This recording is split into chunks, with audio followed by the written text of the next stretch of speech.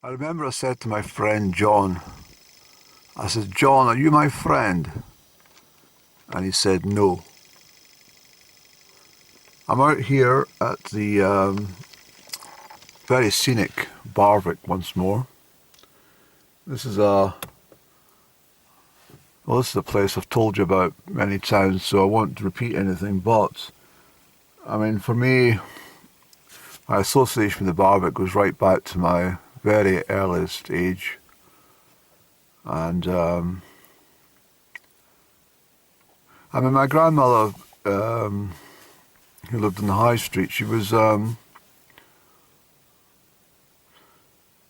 take myself, my sister, my younger sister, huge miles, almost daily for walks. I don't remember everything, but I remember quite a bit. And certainly she was very good at introducing me to much of the things I talk about in my channel in regards to the plants and nature. I was very inquisitive as a child, and I wanted to know so much. I didn't look at my encyclopedia until I was about 10 years of age, which is very odd. I used to flick through the pages, but I never read anything. I had my own interests, you see. I didn't really want to know about the mantle of the earth or the earth's crust or anything like that. I had my own interests. Or how many people lived in Ankara, for example.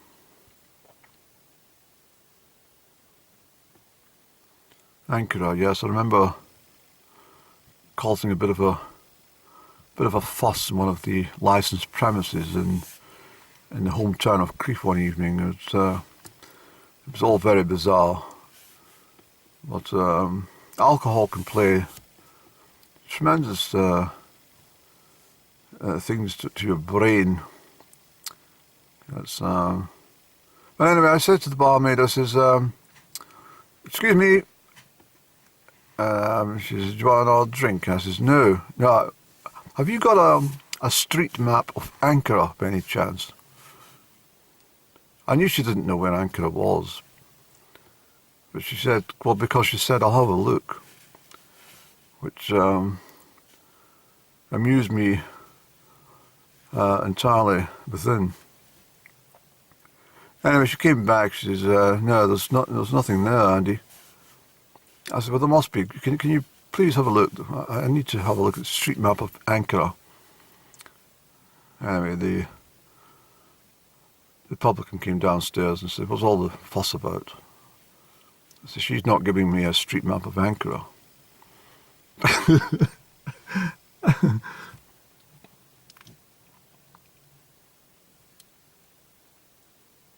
Yeah, I'm afraid when I used to drink alcohol, I could create a riot in an empty room by myself.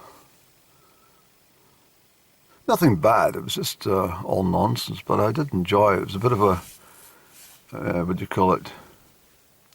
A bit of a screenplay. A bit of stage work. Live stage work. That's what it was all about. Acting. And of course, I'm a great believer that we're all taking parts in our own stage play.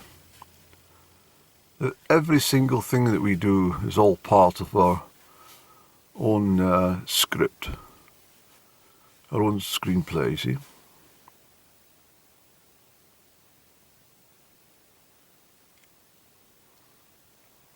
And so we can create the characters that we wish in our mind, and they will appear.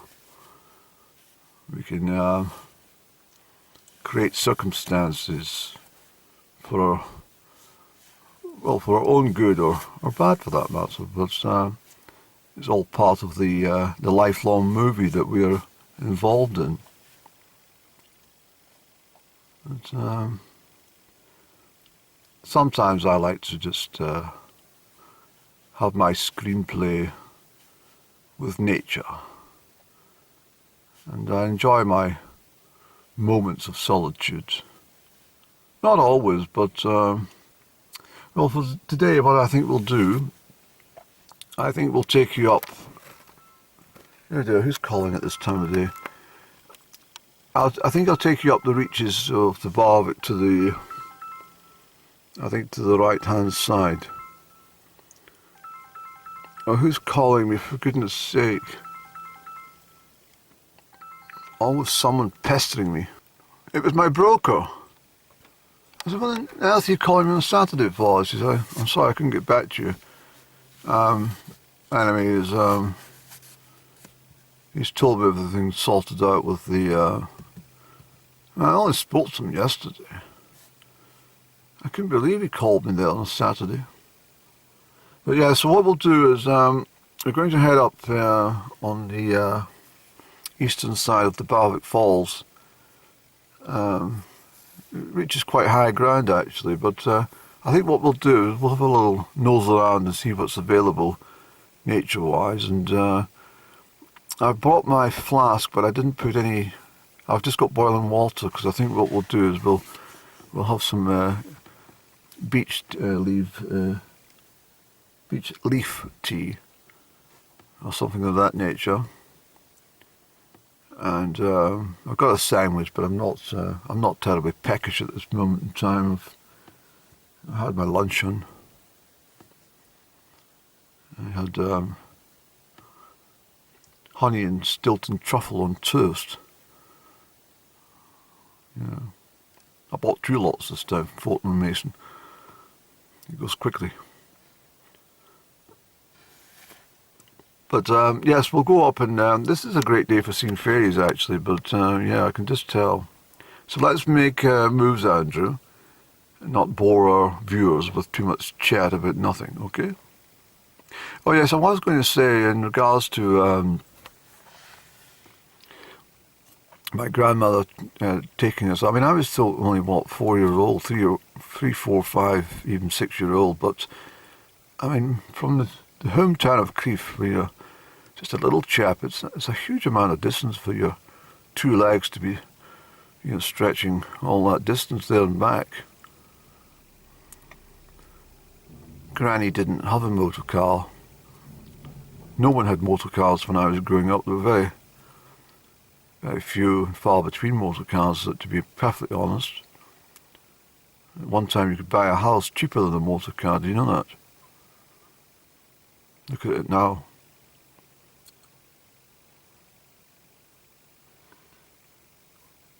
Another thing I was just thinking as well this morning, because I overslept, I couldn't believe it, but I was obviously exhausted. I think so much interference with up and down, trying to steal my energy over the last few months, has finally caught up with me, and my body says, please rest, Andrew, you need some rest. So I slept very well, no interference. I was thinking this morning about her actually, just I sometimes wonder what she does. I just think, I often imagine her just sitting there in the hairdressers with one of those things on top of her head. Just sitting there, chatting, gossiping, tittle-tattle, chit-chat that you get in hairdressers. You ever notice if you're going to a unisex hairdresser, you sit down, it's all ladies, and you sit down because you want to trim, they talk differently then, they change all the conversations, but as soon as you start to leave, put your jacket on and ushered out the door, they all return to this chit-chat of gossiping about things. I'd love to be an eye on the wall. An eye on the wall? A fly on the wall, Andrew. Please speak properly. But I do think Up and Down loves me. I think the problem is we both have a great love for each other, but her love is she hates me. That's her style of love. She absolutely hates me. And I think that's the problem. When I speak of love, I speak of very charming, lifelong commitment type of love, but her love is just pure hatred. Right, Andy, come on, let's go up this hill. If you're ever away camping and you're responsible enough to have an open fire, but you've got a problem trying to light the fuel, and there's no, I mean, birch, I've told you before, birch bark is probably the best kindling material you can find if it's dry. But if you're really stuck, these fungal-like things that come off trees, I won't take it off just now, but this is one of the nature's finest firelighters. This will burn. This one's quite brittle and dry, so that's even better actually. Some of them are a bit spongy and damp, but this one's bone dry. So that's a fire lighter for you, okay? But the chances are, if you've got this available, then you're obviously going to be able to find some wood somewhere. But if you're camping in wet weather, for example, it's very difficult sometimes to get a fire going properly. So we're heading up the brae. I need to get back to my old, I not always take the rucksack with me. I have a satchel, a leather satchel. You may have seen it in some of my earlier vlogs. I need to return to using that actually for these short walks. I don't know, I actually went into it today. I don't know what I was doing. My brain's all to hell. And I didn't bring it. I don't know why. But so I'm having to carry my staff and my flask and hold the camera all, and I've only got two hands. I don't know why we weren't given three hands. It's a bit of a mystery that, isn't it? Three hands would be very useful.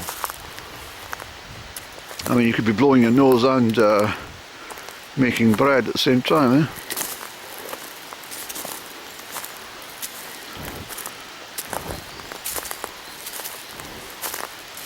I might come here collecting some kindling actually for the winter period. This is one of my ferry seats here. You know, I was talking about Barvick Falls. Well, it's upstream a little, not down there. It's a very steep ravine. This is a nice ferry chair. Very beautiful, isn't it? Look at the water.